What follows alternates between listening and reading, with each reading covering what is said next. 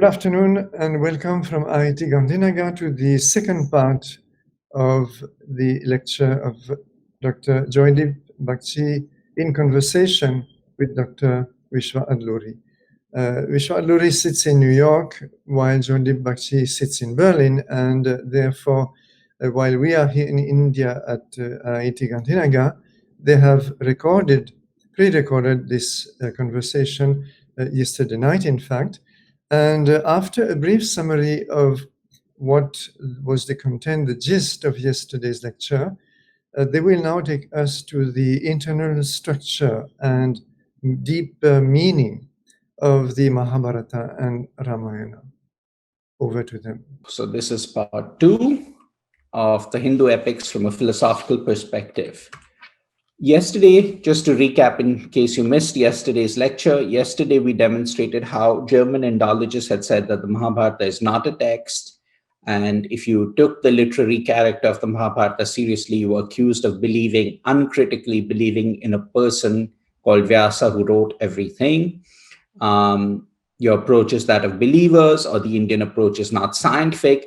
And the only acceptable approach is a historical critical approach. This has been said repeatedly in print, said in person, and it sort of narrows the field of acceptable approaches, the field of acceptable interpretations, and ultimately robs us of multiple avenues of meaning to the text. So the upshot of all of these sort of ideological and political and apologetic moves was that authority over the text has been transferred to Western scholars. And this is one of the reasons why Indian knowledge systems, or the Hindu tradition in a larger sense, cannot fully reassert itself in the role of global humanities. Let me go to the next slide. Just to recap, if you have not read the book, The Nay Science, this was the book that Vishwa and I produced or published in 2014. And it showed, one, that the text historical method, this alleged scientific method, which led to objective, intersubjectively valid results, had failed in every single case when it came to the Mahābhārata and Bhagavad Gita. So there was just no reason for continuing with this method. The method itself did not work. It was not a scientific method. What made their interpretations cohere or coincide was that they shared the same set of prejudices, largely Protestant Christian anti-Semitic prejudices. Obviously, a great fundament of this method was the division of the Aryan phase of Indian thought and the Hindu phase, as we looked at quotes yesterday from Hermann Oldenburg, for example. This is, of course, a racial and racist trope, and it survives in Western academic Indology to this day, in the sense that it is still used to separate out. It goes under various names and guises now because no one wants to use the word Aryan, but it still continues as a trope in a lot of scholarship. And finally, yesterday we looked at the critical edition, and we showed that it establishes that these theories are false. The correct way to approach these texts is the way they explicitly tell us. They invite us to read them as a Dharma Shastra, and that is the way we have to look at them, because the texts are highly self-conscious of what their function is, why they were written, and whom they are addressing. The reason why we bring up these issues is to show that Indian knowledge systems are not simply antiquarian systems. For too long, Indian knowledge systems have kept outside the debates that affected the shape of this planet and allowed Europe to politically and intellectually enforce a certain episteme on the world, a knowledge system on the world. The primary purpose of Indian knowledge systems is to critique these unethical aspects of the current episteme. No Hindu needs a lecture on Hinduism. Every Hindu understands Hinduism almost from being part of the culture. So the critical aspect of Indian knowledge systems is a primary you cannot simply revive Indian knowledge systems as if you were reviving a piece by putting it in the museum. The primary task of Indian knowledge systems is to counter the unethical aspects of the dominant paradigm in the world today. So when I say Dharma, I'm not simply paying homage to a hoary and a very respected concept in Hinduism. I am directly critiquing European episteme from an ethical and a pluralistic perspective, right? So we have to ask questions. We have to ask questions about whether certain systems are ethical or not, and what Indian knowledge systems bring to the global debates that are plaguing the planet today. Okay, continue. Okay, so now we come with that sort of, what shall I call it, précis of yesterday's presentation for those who missed it. We're coming to today's topic, which is the architecture of the epic and interpreting the epic. So I'm going to hand it back to Professor Adluri. Do you want me to share or would you like to share? I would share. Okay, so let me then end and hand it back to you. And we have, I think we've been going for 10 minutes, so we have about 40 minutes to finish, which should be perfect. There's plenty of time. So we'll go to the architecture and begin. I hope you can see the slide. We are now talking exclusively about the Mahābhārata. The Mahābhārata is a work of great literary finesse. It contains a literary device called frame narratives. We do not hear of the Mahābhārata war as if it were war reportage like CNN.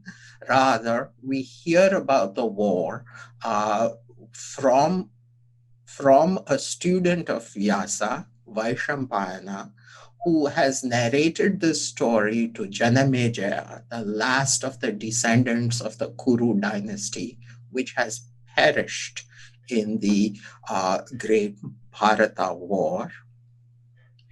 And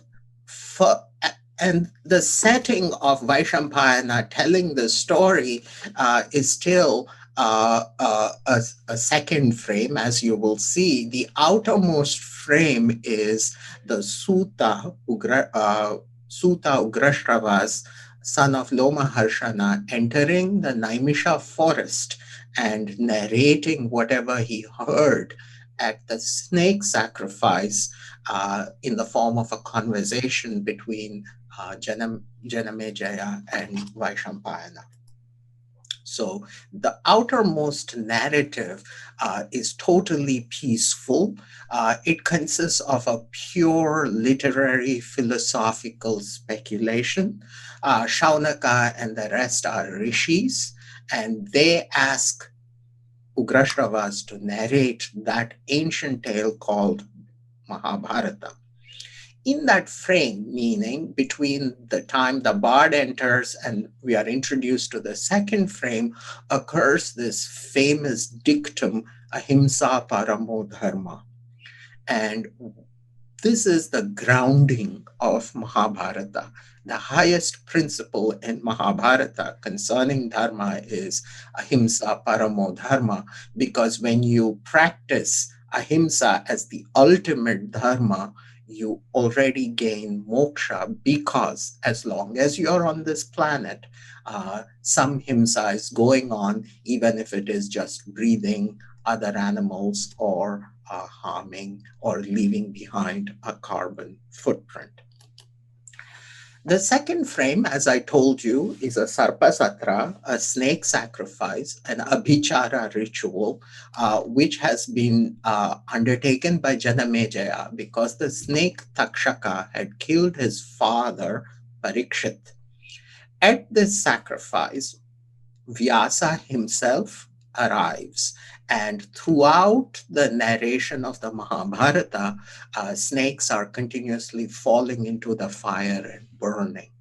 So when you and I look at the Mahabharata and think, what a long book, oh, what boring discussions, please understand that the literary setup is such that the snakes are burning even as you're reading. That should give you a kind of an existential understanding of suffering and allow you to read the text with a certain horror towards death, which is happening all around us.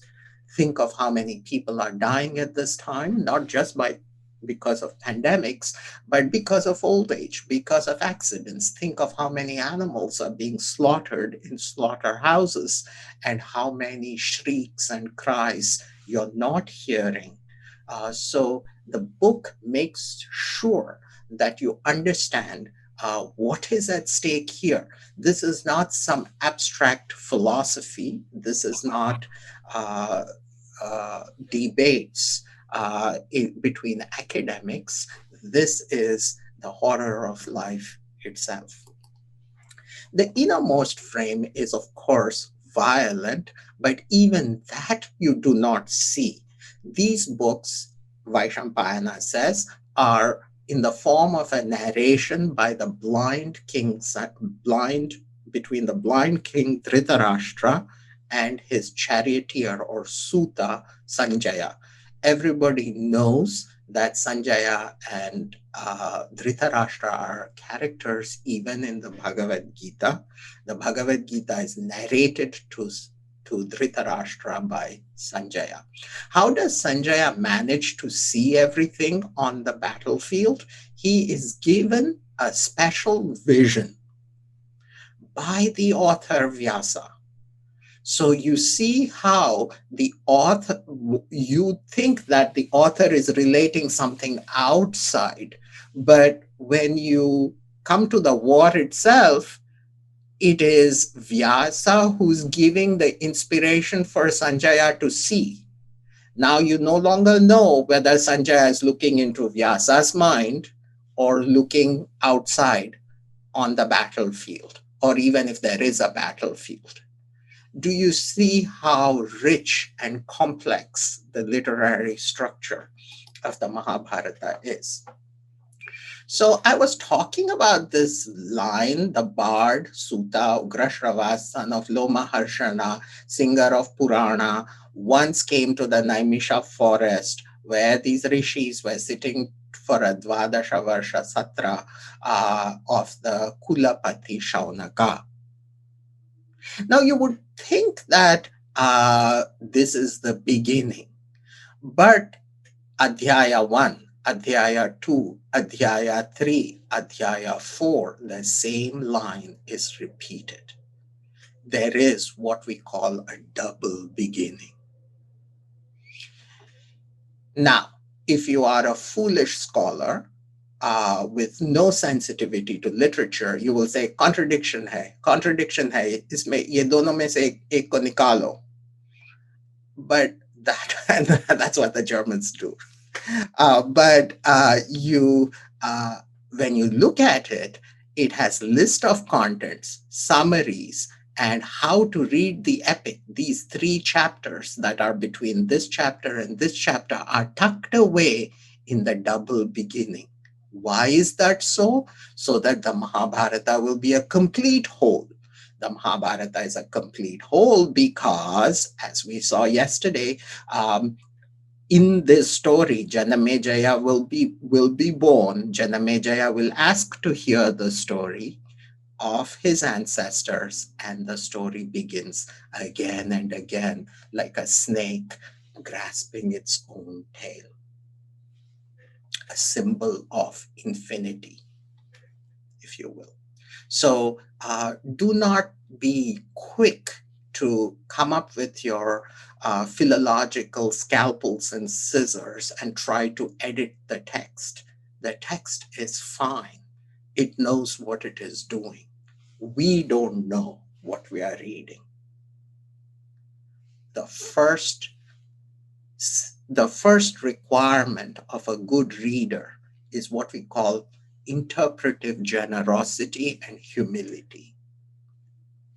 in Hindu terms, it's simply called Shraddha. The text is not only arranged like this, it is also carefully orchestrating the structure of Dharma. What is the structure of Dharma? Shankaracharya, in his preface to in his introductory to the Bhagavad Gita, which is called the Upodghata, says that the purpose of the Gita and the Mahābhārata itself is to show that Vedic revelation is of two dharmas, or rather twofold dharma.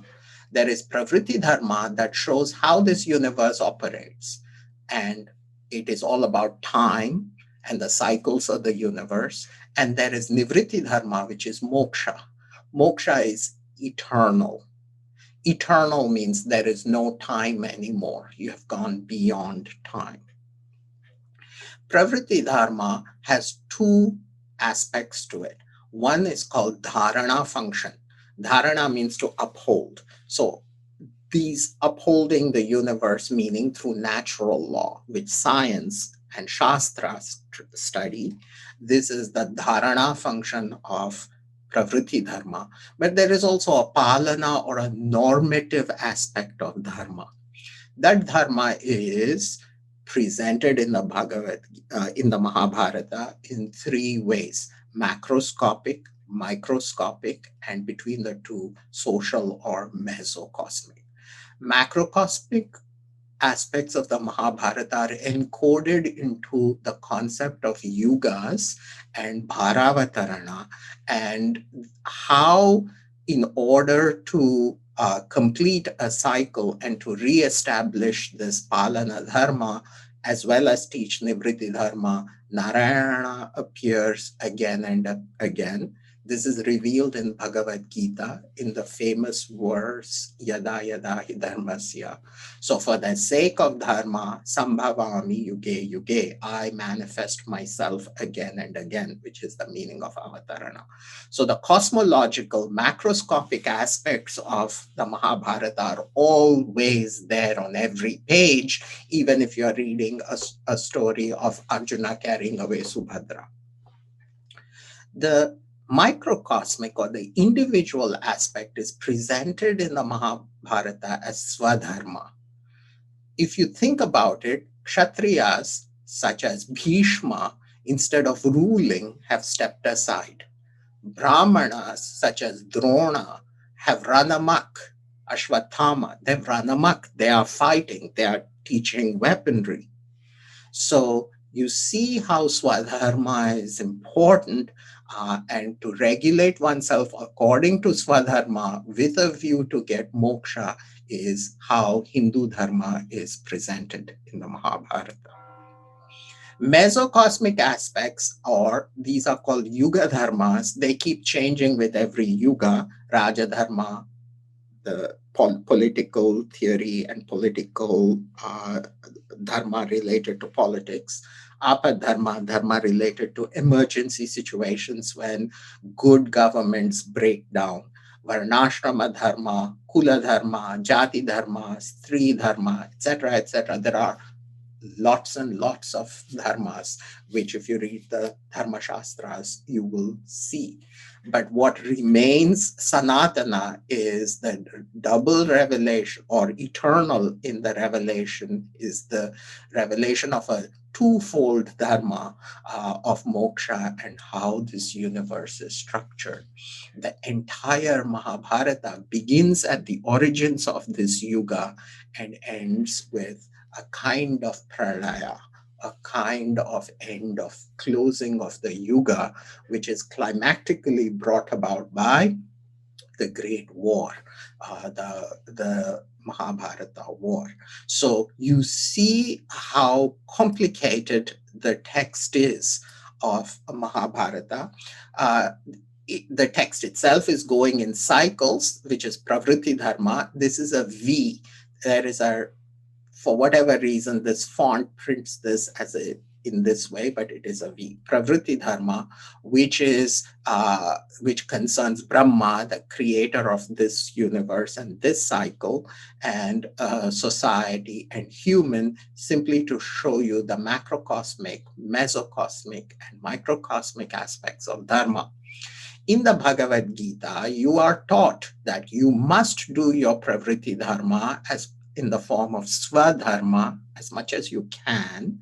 And if you do not like the consequences of Pravritti Dharma, you may seek moksha and escape these cycles. But if you don't like the dharmas here, you cannot go and perform adharma. Adharma is everywhere prohibited in the Mahābhārata. So a tension between adharma and dharma, and also a tension between pravritti dharma and nivritti dharma. The former tension of dharma and adharma is encoded in the form of the conflict itself. Kauravas are adharmic, asuric. Pandavas are dharmic and portions of devas, such as Arjuna is a portion of Indra, Bhima is a portion of Vayu, Yudhishthira is a portion of Dharmaraja, Yama Dharmaraja, and finally the Ashwins are portions, the Ashwins descend as Nakula and Sahadeva. So there is the Devasura conflict, which represents this tension, and there is the avatarana of Krishna. Krishna is Narayana descending into the textual space to lead Arjuna, give Arjuna another option to either adharma or samsara. Okay, you see how the text is organized according to pravritti and nivritti, and pravritti is described according to, in my view, 4 paradigms. There is sacrifice or yajna, genealogy or vamsha, rana, and there is a cosmology called shrishti pralaya. So in these terms, the Mahābhārata articulates the various dharmas. There is a mundane level, which is what you could call historical, in the sense that things happen in time. There is svarga or heaven, which is an afterlife, an afterworld. So if you do things in history and worship and sacrifice, you can get to heaven. Right? So heaven is this problematic thing Hindus have looked at and rejected, even though the Brahmanas say things such as Svarga Kamo Jyotishtome na yajeta. One who desires heaven should sacrifice someone, and get to heaven. That has been rejected. It is better than just living here, I suppose, heaven, but philosophically, the talk of swargas and other lokas is more, let's say, less philosophical and easy and less easy to believe than moksha. So throughout the Mahābhārata, there is a critique of svarga and an impelling towards nivritti dharma. So this vast dharma cycle has been encoded into the very structure, very story, the very characters, and the very actions, and including progeny of these characters. So in a way, the Mahābhārata is a virtual reality world, but the holograph rests on the grid of Dharma. If you catch hold of Dharma, you will understand the whole text. The text begins to open up step by step. If you're unethical or you're only interested in heaven, the text closes off. And you are back with you cannot get to ahimsa dharma, because heaven requires sacrifice, heaven requires himsa. Okay, very good. The text also is not only circular, but we are going one point further. In the Adi Parvan, look how all the gods and asuras descend into the text in the Adi Vamshavatarana Parvan, which is part of the Adi Parvan. How the cycle goes on. The Pandavas are born, Kauravas are born, there is Bheda or conflict, they array for war. Before the war, the Bhagavad Gita is given to show you the instructions on how to live in Pravriti. The war is finished, everybody is dead. Then Bhishma, laying on the bed of arrows, reveals a text called Narayaniya. In Narayaniya, in Moksha Dharma Parvan, you get more instructions on how to go on the path of Nivritti. This Narayaniya is preceded by a text in which Shuka flies out of the text. And the Narayaniya shows how Hindu bhakti, Hindu praxis allows you to cultivate those features that allow you also to exit this textual cycle. If you do not get it, by the time you've seen everybody dead, you still do not have either the vairagya or renunciatory aspect in you, nor do you have bhakti. You will return and go, at most you go to heaven, Svargarohana Parvan, and then wait for the Mahābhārata, the next yuga's Mahābhārata cycle to begin, and you will have to come down, and the story runs again and again and again until one day your jiva has enough knowledge. It is powered by jnana or knowledge, and like Shuka, it will exit the text. This is how Vyasa has laid out the whole epic. Recapitulation, Book of Beginning, Book 6, Bhishma Parvan, you get Bhagavad Gita, Book 12, you get Narayaniya in the Shanti Parvan, cycle goes on. It is divided into 18 chapters. That number 18 is significant. There are 18 armies, there are 18 parvans, there are 18 adhyayas in the Bhagavad Gita. There are probably 18 adhyayas in the Narayaniya as well, but the critical edition has 19. It does not make a difference one way or another, except that we remember that 18 is a key figure, and these two texts, Gita and Narayaniya, divide the Mahābhārata into three sections. There you go. Okay, continuing. Bhagavad Gita, how to live in this universe where death and violence are inevitable. So you see these. So how do you think? What is the message of the Gita? The message of the Gita is live heroically, fight, live with, do your swadharma, not with everything you got, and also with detachment. If you take only one of these, either you will become just ambitious and self-destructive, or if you have only detachment without proper knowledge and without karma yoga, then you will be just the Mahābhārata calls him a hypocrite. Bhagavad Gita says such a person is a hypocrite. Gita chapter 3. Narayaniya is where Saguna Brahman, in the form of Narayana, is revealed to Narada on an island called Shvetadvipa, a luminous island where all the features of classical Hinduism are described, where Narayana is worshipped with puja, with namaskaras and chanting the names of Hari, which you see even to this day, and Narayana in the fourfold form, as well as the Vishwarupa form, as well as the formless form, which is the Tad Ekam, that one being, are revealed to Narada. Professor Adluri, Okay. All right, you wanted to say something? Go ahead. I would like, thank you for taking us through this, the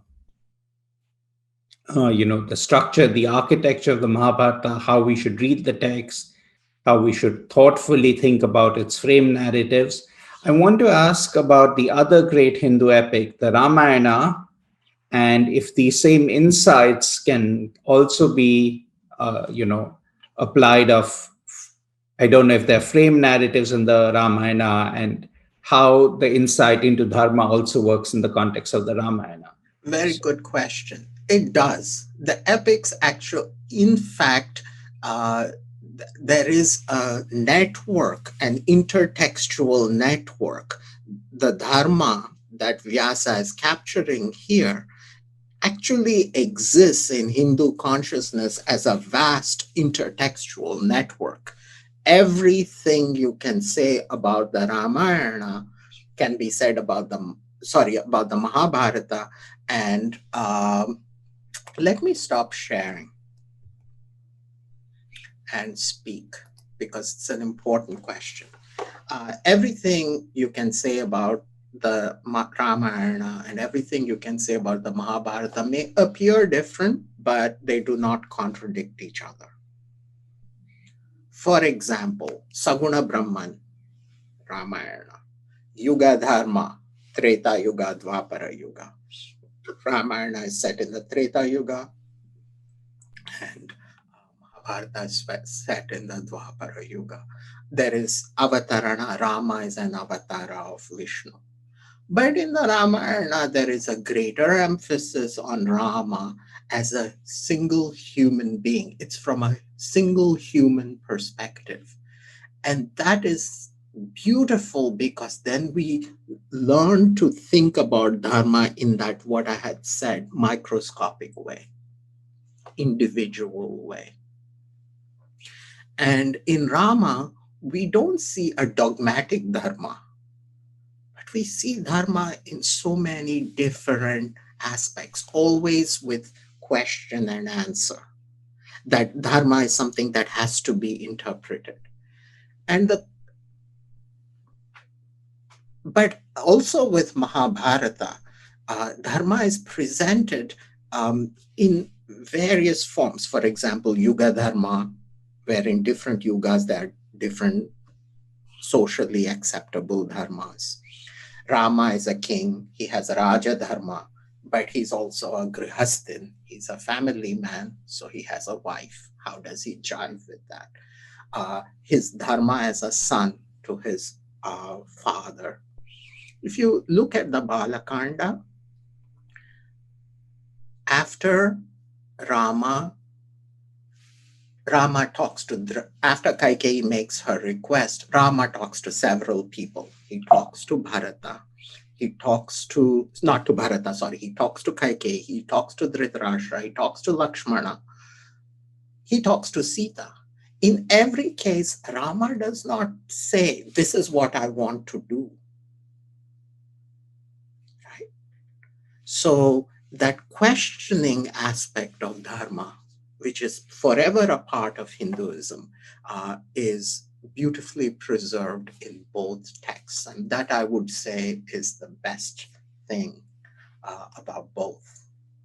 I would like to continue shall I continue? Was that answer sufficient? You're muted.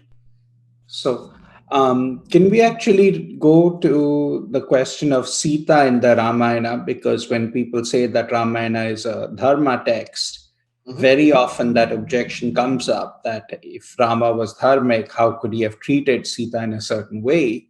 And I would very much appreciate some insight, if you may have some, in sort of the context of the Rama story, of how to interpret that. So I have a few slides to which I will skip, just to show the audience how things can be done. And then I will come to the Vyasa story, Valmiki Ramayana story, because there is a kind of a time crunch here. So going to that story, going back to my presentation, let me share that presentation. So I have already interpreted the or at least shown a way on how Mahabharata can be interpreted and how it has been interpreted. Mahabharata has had many commentators. Shankara is one, of course, although he wrote only on the Mahabharata and Sanat Sujata.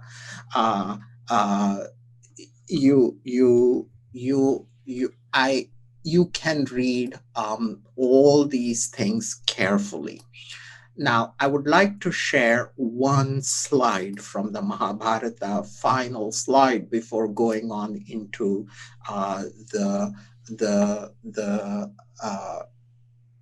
how carefully the Mahabharata is crafted. When Bhishma falls, you see that the yuga is also ending. So in a way, Bhishma should represent the fall of a certain cycle of pravritti. And that is done because Bhishma is a Vasu. So the Vasus are the primordial elements out of which this universe is created. And throughout, these Vasus cannot be brought down by anybody except Rudra. You know, creation is lorded by Brahma, preservation by Vishnu. So the Trimurti doctrine is operating throughout the Mahabharata. Later on, Arjuna asks Krishna in the Narayaniya, who was that person going ahead of me during battle and killing all the Asuras? Answer, it was Kapardin. Shiva in the form of a Kapardin is leading the pralaya. On top of it, Arjuna is Nara and Krishna is Narayana. There is that thing going on, but these are Vaishnava elements, except Arjuna is more explicitly a cross between Rudra elements and Vaishnava elements. For example, Arjuna performs tapas to Shiva. Shiva will kill Arjuna, basically. There's a contest, and then Shiva, as a hunter, before he blesses Arjuna, beats up Arjuna. Arjuna dies, and he's like a meatball. And Shiva resurrects him and gives him the Pashupata, which is in Arjuna's quiver. That Shaiva force remains in the quiver, and the Pashupata is never discharged in the Mahabharata. It's there just symbolically to show whatever Arjuna and Krishna are doing are closing out the yuga. And then you know the story of Shikhandin, who was Amba, who is channeling Ardhanari. So you see how Krishna is leading Shaiva forces with Kapardin, with Ardhanari, with Arjuna, who has been reconstituted by Shiva, and also the Pashupata. Even the chariot that they are driving is the chariot used by Shiva, which is Brahma's chariot when Shiva brought down the 3 cities of the Asuras. And on the flag of the Arjuna's chariot is Maruti, who is who's Hanuman, and you know the Maruts are wind deities that always follow Shiva, Rudra, from Rigvedic times on. Just want you to appreciate the precision with which Mahabharata is articulating down to the chariot, down to the arrow, Shaiva forces. So again, there is a third order here, literary order, Dharma order. There's also, I talked about Vamshas and the Avataranas and so on, but there is also the Trimurti doctrine carefully worked out in the Mahabharata. finally, we will take a look at Ramayana. Rising from the ground. I'd like to have a sip of water. Could you just talk about rising from the ground? Yes, sure. So these two images are of the Vara of Sita, where she chooses Rama, and this one is Ahalya. Ahalya comes out of the ground. Sita also comes out of the ground. But Ahalya was marked by desire. She had, let's not get into that story now, but something goes wrong with her desiring somebody. She's fooled by somebody, and her husband curses her to become a stone. And when Rama comes into her ashrama, she comes out again in her human form. This adharmic desire is critiqued. And when Rama breaks Shiva's vow and wins Sita over, this is dharmic. So just this story shows how Rama's marriage was always about dharma.